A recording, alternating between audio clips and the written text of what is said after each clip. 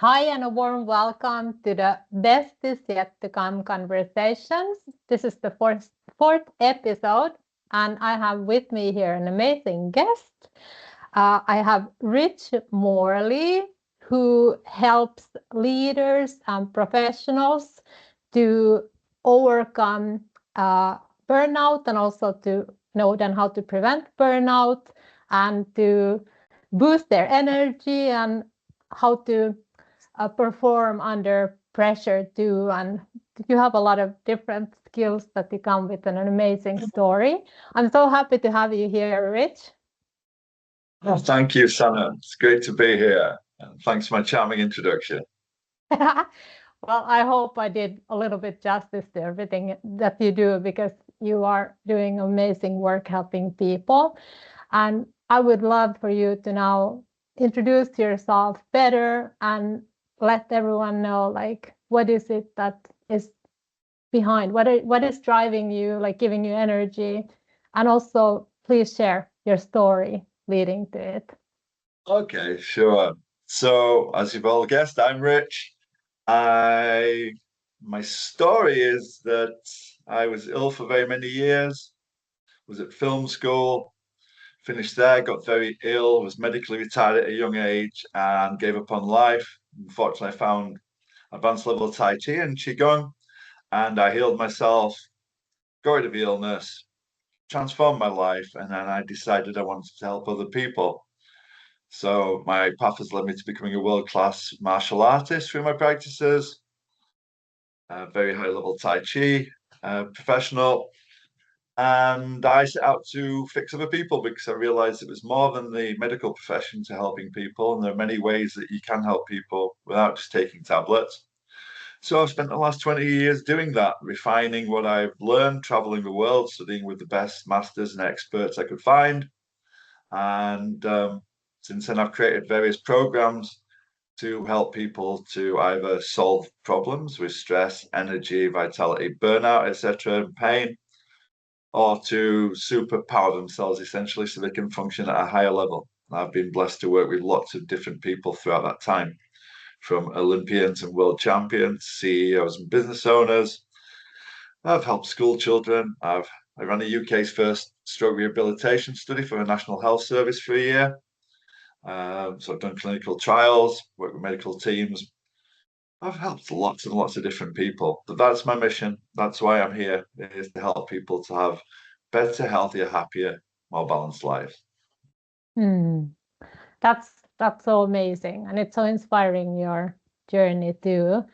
And you have had quite a health journey yourself, and you mentioned getting into Tai Chi. I would love to know a little bit more about that. That how did that come about? Because it has a big part of where you are now and you're teaching it. So how did you come across that? Well, a friend of mine suggested I try Tai Chi. I tried everything else that, I tried all the pills and potions that the doctors were willing to give me, the consultants couldn't help me. I tried various other modalities and I just about given up. And my friend suggested Tai Chi, but the class that was local to me was on a Saturday afternoon, so she couldn't ever get there. So after about 6 weeks of us not getting there, even though I had no energy, no vitality, fibromyalgia means you've got no energy, you're exhausted, you don't sleep, you wake up hundreds of times in the night, and you're in agony, your body stiffens, sets. There's lots of different side effects. So after about 6 weeks, I dragged myself there, went up 2 flights of stairs, and fortunately, the teacher was one of the best teachers in the country. You see, there are two strands to Tai Chi. There's the regular type of Tai Chi you see generally old people doing in a park. And there's a type of Tai Chi that I was lucky enough to get into, which is the world's highest level of martial art and health art and spiritual art. So, fortunately, my teacher was one of the best in the country. I did the class, I had to sit down quite a few times, but when I left, I felt better for about 30 seconds, which is the best I'd felt in a long time. I had to go to bed for 24 hours afterwards. But I saw a chance for myself finally. I'm like, well, this seems to be working. So I persevered, but I couldn't do anything. For instance, I'm sitting upright now and not leaning back in a chair. I couldn't sit upright. I tested myself. I couldn't sit upright for more than like also 30 seconds without having to slump and stuff like this. So I built up a little bit at a time. I could practice for 2 minutes at a time to start with, then eventually four. Then I just kept building. After some little while, I could go to that class. I started to attend another class in another city to get as much out of it as I could. Then I started studying with that teacher's wife, and they were both from different directions of Tai Chi. Studied with them for 2 years or so. By the end of 2.5 years, um, I got my health vitality back. I was also the clumsiest human being before I got ill, so I had nothing. After that, I could do all the things I'd never been able to do, which led me to doing some very silly extreme sports and shattering my collarbone, doing all these other things. But I got a little crazy with it all. And so I studied with my teachers for as long as possible, decided I wanted to teach, trained to be a teacher. Then I traveled the world studying with the best masters and experts I could find to get the best possible Tai Chi. And that's culminating a 26-year journey now where I was accepted into one of the most elite Tai Chi lineages in the world recently that Westerners Yeah. aren't invited into. And moved on from there. So somehow I've gone from being completely disabled to world-class martial artist and one of the highest level martial artists, definitely in Europe. Well, highest level Tai Chi. I'm not saying the highest level of martial artist, but I am right up there, which is quite a surprising journey. So you can see the magic in it if it can take me from where I was to what I am now. Wow, it's so amazing. I love hearing this because I think it's just so inspiring, and then the journey of having so much pain and not being able to move, and then look at you where you're now. So well done and so awesome. You speak a lot about, I loved seeing your post. You post a lot about burnout, the signs, and that emphasize that you don't usually see, that people like just learn to live with them. And I would love for you to say that what is like some perhaps like early symptoms that often goes like under like without understanding that these are like burnout symptoms, that people might think that it's just normal, but it leads that what are like early warning signs that you would. Okay. Well, for yourself personally, because I, help work with business owners and leaders and things, generally you can spot it in a few different areas. So with work, for instance, you'll see it where people start to fear going to work, even though they love the set the business up to, have freedom and stuff, but they fear going. But when they're there, they feel leaving. Tasks start to take much longer. For instance, I had one client who was tried to write an email. It took him 40 minutes and it should have taken him 5. You start to realize it in small problems seem much bigger. You can't focus anymore. The trouble is with with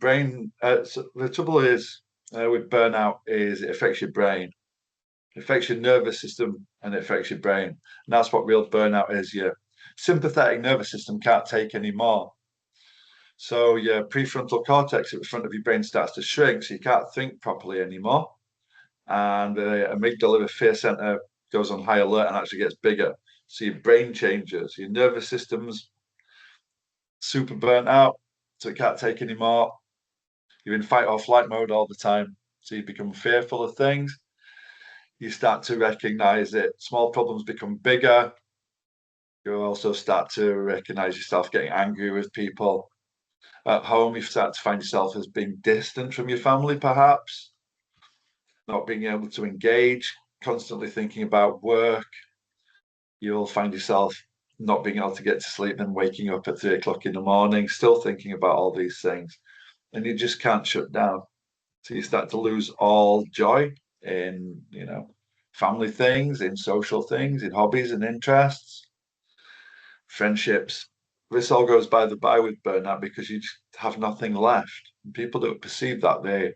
often think that burnout's just being overly tired, exhausted, needing a rest or a holiday. And people push these things back, but the signs are there beforehand. And you see it in whatever work you're doing because you're starting to make mistakes. This is a thing. Burnout, when that hits you, it takes a little time to recover. Usually about 3 months with the right understandings and techniques. But it's all the stuff that comes before it, all the mistakes in work, all the missed deadlines, all of the not getting on with people. So it's a big thing, you know. For instance, at home, I had a client who was a senior vice president in a bank over in America, and although he loved his family very much, he had so little left, he burnt out. He used to fantasize about coming home from work, parking a car around the corner from his house, sneaking in, sneaking upstairs, and then climbing into bed and hiding under the duvet. He had nothing left to give to his family after work. It took so much from it. You know, with the right understandings and interventions, if you come to see me, for instance, it makes it much easier to recover. But really, it's recognizing it's happening beforehand.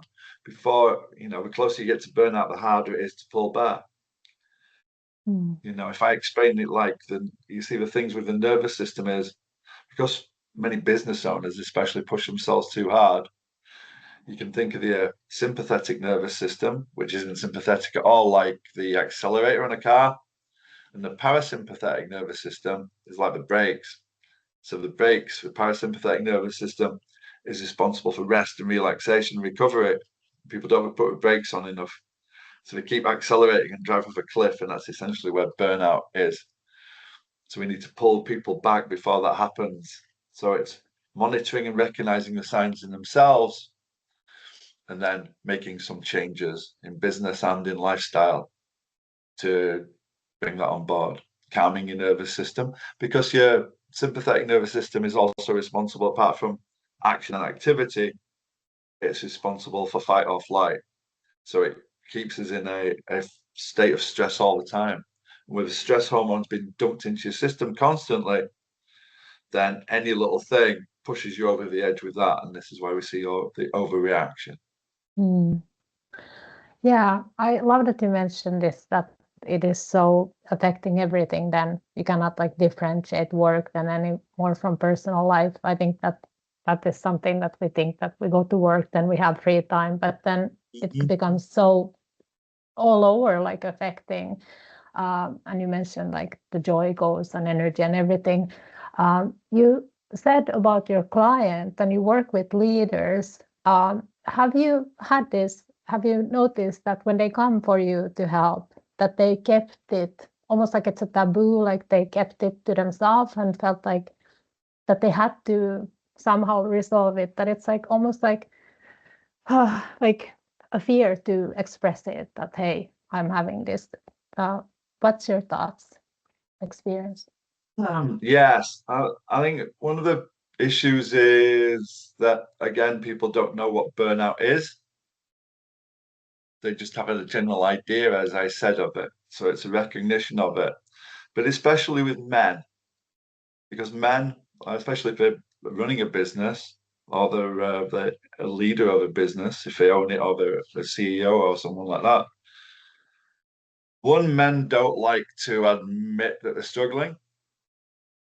And then two, if you're in a situation where you're running a business, you don't want the people involved in the business with you to know that you're struggling. You're the one who's supposed to have all the answers.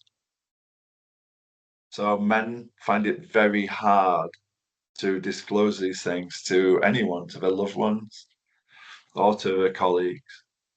So this is a trouble. They don't like to talk about it. They think that they can push through, especially if they've built a business and they're from pushing, then they think that they can think their way out of it. But you can't think your way out of this because, as I said, if your prefrontal cortex gets affected, this is a part of your brain responsible for critical thinking, action, activity, and focus. So you can't, because you end up with brain fog, like I had when I was ill. So yeah, people have a real problem putting this forward because they're afraid. They're afraid of what's happening to them, but they're more afraid of seeming weak. And this is a big problem, you know. I love that you mentioned this. It's so important. What would you say to anyone? Because were you in that situation too, that you had a difficult time in getting help and expressing how you were feeling without understanding? And what would you say to anyone who resonates? Oh my God, this is me. That what would your advice? Well, in my own case, when I was getting ill, when I was at university, I was pushing myself very hard as I tried to get a first class honors degree.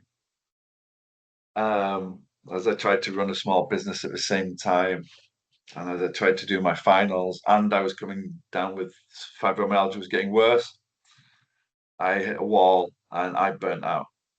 So I had to, so I suffered burnout, didn't realize what that was because no one talked about that then. And my illness just got worse along with the symptoms of the burnout. So I personally had to drop out for a year and then do my final exams. A year later, I had to get someone to do the writing for me because my hands were so stiff and painful. I couldn't hold a pen for long enough. And then I just went downhill from there. So it took me, it was a few years before I found Tai Chi after that. But, I didn't know what to say. I just kept struggling on. I didn't know who to ask or what to say to anyone. So I've been through this myself, and you've got to rebuild your nervous system, get that online again, rebuild the prefrontal cortex. So fortunately, we have neural plasticity. Our brain can change throughout life. So we can fix the brain with the right interventions and techniques. But because people are afraid to ask for help or don't know what's happening to them, and then there's a stigma of it, it's because, it's the stress that builds up to that. Often people start to see that as somewhat of a deficit, as a mental issue, and people don't like to, although mental illness is just like any other illness of the body, is stigmatized. So people don't want to ask for help and don't want to talk about it for fear of judgment and again feeling weak. So I would recommend to anyone who's starting to feel any of these symptoms to monitor it and see if there's a pattern, to see if it's building, to see if it corroborates with the other symptoms, from the snapping at your loved ones, from the all loss of joy, from the not being able to focus anymore, from the sleep issues, from the not being able to do the work you usually can do in the same amount of time, in the making mistakes. So there's patterns there, and people can start to see that. I'd say before they get to burnout, then I recommend they seek help. Mm, You know, yeah.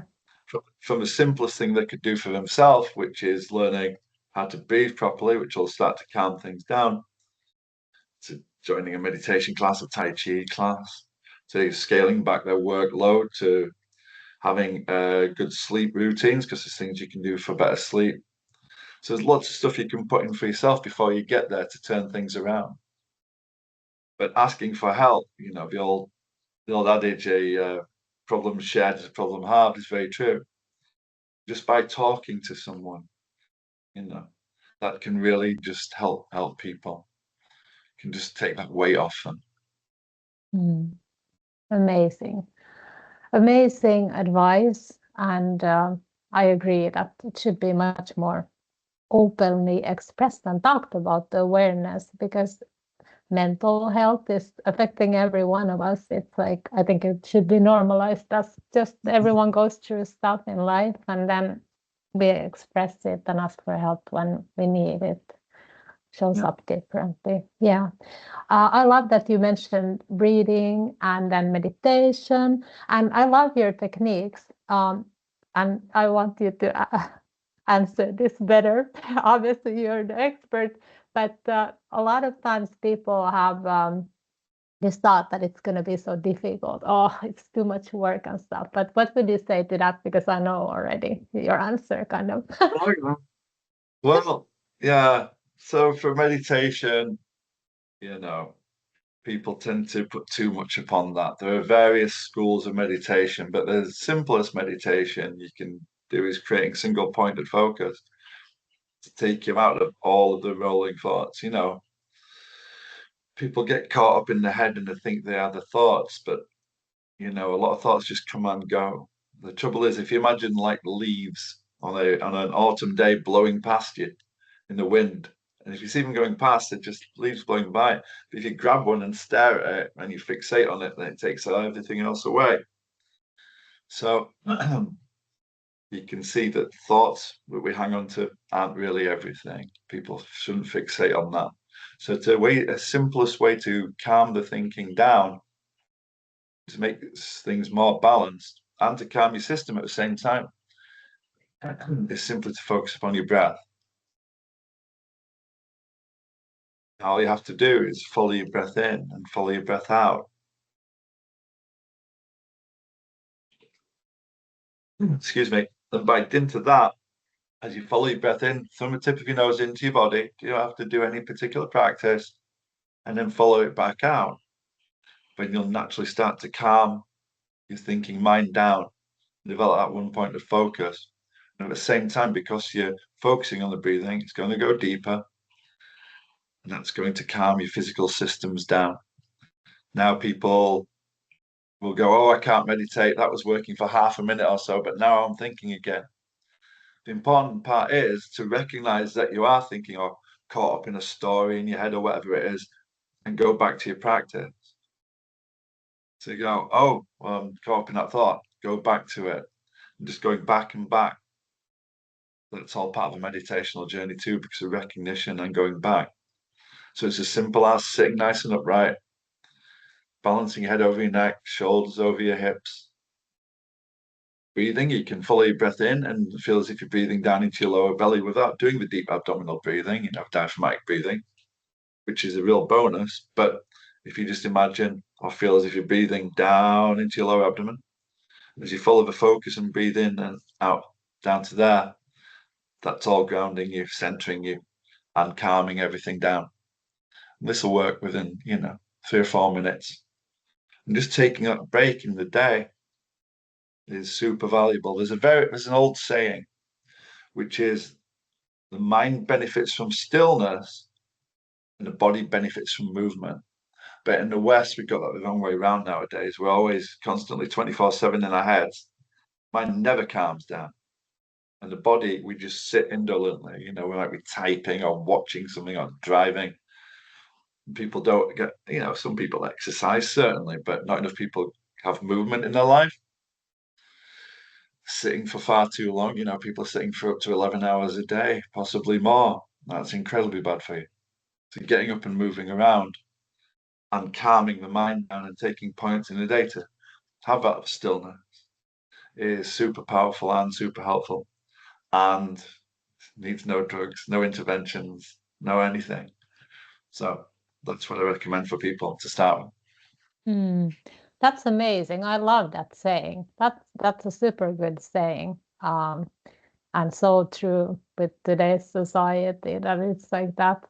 And I really love that you emphasized on the simplicity, that it comes to simple things that are so vital for us to learn to do, and the repetition of it. But it's like when you said go back to it, that it is so easy, like simple things, but it is the patience that we are not very good with, like that, and that's what I love, that you are like emphasizing on, like really important, like breathing, like important skill, like vital skill for us, and then how to do it right and to give time to practice. That's super awesome.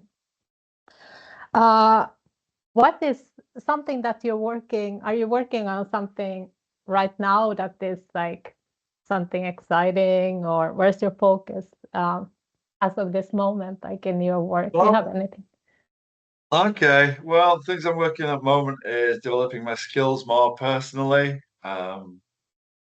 Unfortunately, with being in one of the elite lineages in the world, in the Yang Shao Hao Tai Chi lineage now. So he was a grandson of a founder of Yang style Tai Chi. Tai Chi is a very new art. People don't realize it's a summation of thousands of years of information and practice. But Yang Shao Hao, the grandson, I'm in 5th generation from him. I would have been 4th generation, but the master who accepted me passed away recently. So because I've been given this great gift, I have to practice and train, and it made my training much harder, but my skills became much better. So I'm working on building my skills at the moment.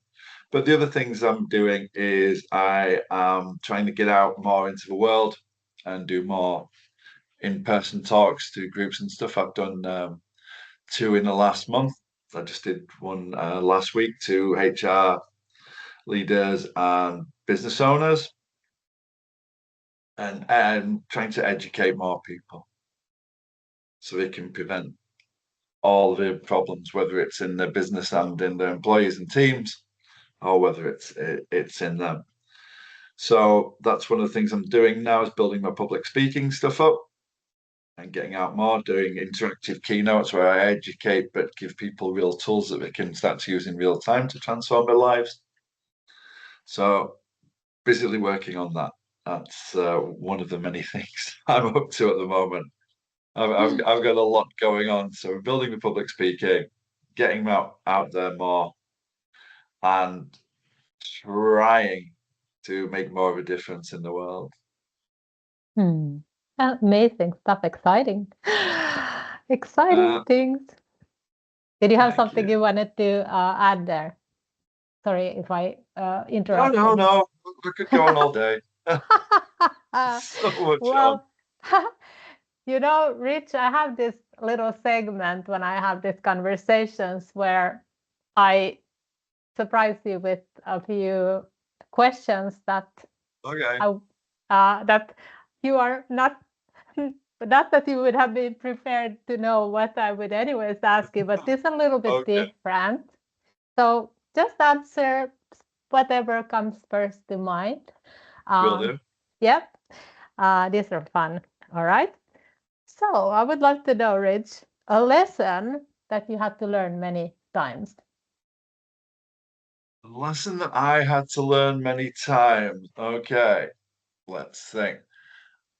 I had to learn the lesson of believing in myself many, many times, because it's all right to move forward in life and believe in yourself, but you're always something gonna try to knock you back and push you back. And relying on other people is cool, but believing in yourself and emanating from there is the way forward. There's another classic saying, which is self-belief is full belief. So believing in myself, because to get knocked back and go, no, I can't do that, I can't be this, as I learned in my health practice, because it was not a straight line or a hockey stick even. It was a very jagged process, no matter what. So yeah, going back to believing in myself, that's a lesson. What a wonderful answer. I loved it. Super. A place you would want to visit? A place I would want to visit. I had many chances to go to visit Hawaii when I lived in America and things, and we never did get there from various reasons, but we could have gone very easily, and it'd be much easier than going 10,000 miles now. So I would still like to visit Hawaii very much, because it's a very sacred land and it's a beautiful place. And my son's going to be there next month, actually. But yeah, Gabriel's going, but I'm not. So I'd like to go to Hawaii. Oh, wonderful. You have that to look forward to someday. Hey, at some point. What is one leadership skill that you think that a great leader has? I would say delegating. I think leaders try to carry too much upon themselves because they're seen as the expert, they're seen as the boss, they're seen as the one with all the answers. Carrying all that weight on your shoulders can be hard. So delegate and share, even though it's not part of generally the business and working culture. I think those two things are incredibly important for a happier life.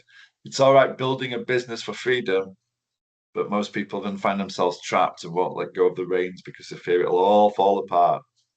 So they're nowhere near as free as they ever imagined they could be. Amazing. I think that lands with many to hear that one, to give others the chance to help you become even better and have more energy, and everyone gets to contribute. That's amazing one. Now about you, that what is what is a unique skill or habit that you have that not many know? Oh, that's an interesting question. Well, when I was a kid, I was quite good at whistling when I was a little kid. I used to walk around hoping someone would hear me whistling and hire me to be a professional whistler. I love it. Well, I don't do Can you that. whistle something? No, I don't professionally whistle anymore. Oh dear. No, unique skills I have. What the people don't know about. I talk about myself far too much. Most of them know far too much about me as it is. Any weird habit that you have that you want to share? Um, Not so weird. No, I don't really have any weird ones. I think I probably read far too much. I spend too much time researching my head in a book rather than getting out there into the world like I should do. So that's not a weird habit, but it is a good habit, and it informs lots of stuff I do. But unfortunately, my research, because I've got like a TV series, and I have to research for that, and then I have to research for my clients, and then I have to research all the stuff I'm doing. So it's not a weird habit, but it is one that's maybe takes a bit too much of my time. So perhaps I should think about that while doing. Well, I think it's lovely that you shared that one too. That's just like a bonus, whistling and then well, what's something that makes you feel like a child again? Going out into nature. Hmm. Again, people don't get into nature enough, and when they are there, they're generally walking through it, still thinking about this or that. The nature's incredibly good for you in many ways. That's where we come from. The Japanese have got that art called forest bathing, which means just going into the forest, being one with it. And again, nature's calming. It can lower your stress levels naturally. They've found that like trees and plants release various chemicals that help you to calm down. But getting away from looking at the things that humanity's built and getting at nature, looking at beautiful vistas, or just looking at a plant, or just walking, taking a breath in, walking on uneven surfaces, all take us out of our natural. For instance, I won't go on too much, but because people sprain their ankles lots, because we wear shoes, we walk on flat concrete surfaces all the time. One, it's very impactful on you, but our ankles are supposed to be more flexible so our feet can deal with the inclines and the gradients we walk upon. And also back in the day, people give it feet massage for reflexology, but your feet naturally got massaged by the earth, some of different shapes. And of course, with grounding, which people have to go out especially to do, then being in nature and getting the bare feet onto the ground, that balances everything out too. So yeah, getting out into nature, That's great beautiful. medicine. Yeah, so is. This might be the next question might get similar answer, but what is something that is your favorite thing to do when you have downtime? Well, hanging around my son Gabriel, having fun, watching movies, talking, asking each other questions, what we think about the world, having fun. Yeah, so hanging out with Gabriel as much as I can because he's truly a joy to me. Oh, I And love we that are best answer. friends. There aren't many people can say they're best friends with their son, but we've always been best friends. So that's a Mm, wonderful thing. yeah, that is wonderful, and you're amazing, father. He's lucky to have you. Oh, thank you so much, Sally. All right, now comes one question I ask everyone the same, and that is that what is part of your best is yet to come? Hawaii maybe or something else. Yeah, I think part of my best to come is getting out more into the world. I've been offered to help more people, Mm. to live a bigger life for myself, certainly, but to help more people. I've just being offered the opportunity to be part of an educational facility that's being built now. There's an English doctor and an American one working. It's going to be called Sage, and it's working. It's bringing the best holistic health practices to the world. So, gathering the faculty of it's going to be people who are true experts in the field, with who are experts in things that can truly help people. The Western medical model is interventionist. It's cut you open or it's give you pills and stuff. There are other things. There are other models. So the aim with Sage is to help people, then get the medical profession more involved, and eventually bring that into the Western medical model. So yes, you need someone to take your appendix out if you've got appendicitis, or yes, you need this help or that help if you've broken a bone.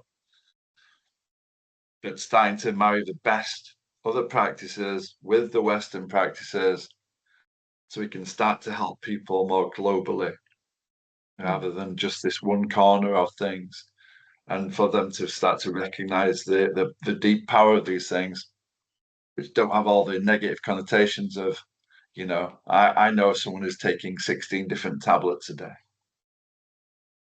And perhaps they don't need to take that many, and perhaps it might be 8 if they had some other things in place. So yeah, that best is yet to come. I'm going to educate more people. I'm going to get myself out on the world stage, get there, help more people, do more things, have more fun. Oh, wow. That is for sure part of the best is yet to come. Look forward to seeing that evolving, and that is so needed too. How can anyone, Rich, who is listening in and want to learn more from you, contact you, work with you, how can they find you? I would say 3 ways there. So I'm still on Facebook. So I post on Facebook. They can hit me up on Facebook Messenger and they can see some more of my stuff there. If they're on LinkedIn, I'm doing more on LinkedIn now.